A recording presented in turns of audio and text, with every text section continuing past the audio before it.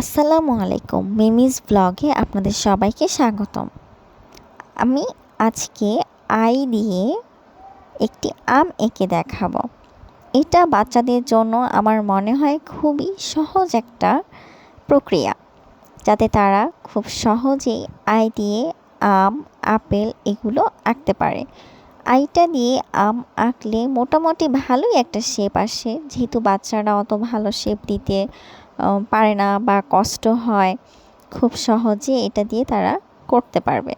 তো চলুন পুরো ভিডিওটি দেখে আসি। তো দুঃখিত, আমার আগের ভিডিওটিতে আমি পেন্সিল রং ব্যবহার করেছি, যার কারণে আপেলের রংটা ফুটে ওঠেনি, কিন্তু এখন আমি এটা করব অয়েল প্যাস্টেলে, যাতে রংটা সুন্দর করে ফুটে ওঠে।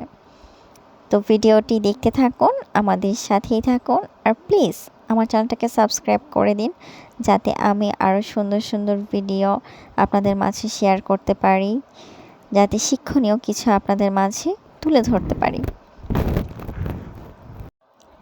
আমি প্রতিটা জিনিস আঁকার সময় প্রথমে হালকা হাতে আঁকি, তারপর সেটাকে গাঢ় করি। অনেকে অনেকভাবেই করে, কিন্তু আমার কাছে মনে হয় কোনো একটা জিনিস যদি প্রথমে আমরা হালকা করে করি এবং তারপর ধীরে ধীরে গাঢ় করি, তাহলে সেই জিনিসটা সুন্দর হয়।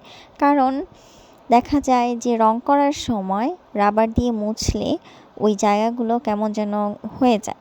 তাই হালকা করে করে শেপটা সুন্দর করে আনার পরে যদি আমরা গাঢ় করি, তাহলে রং করলে আর সেই জিনিসটা হয় না, রঙের ফিনিশিংটা ভালো আসে এবং দেখতে কিছুটা আকর্ষণীয় হয়। আমি আসলে জিনিসগুলো একটু সুন্দর করে করার চেষ্টা করছি, জানি না কতদূর ভালো হচ্ছে। আপনারা আমার ভিডিওগুলো ভালো হলেও আমাকে জানাবেন, আবার যদি খারাপ কিছু মনে হয় তাও আমাকে জানাবেন, যাতে আমি কিছু করতে পারি, নতুন কিছু।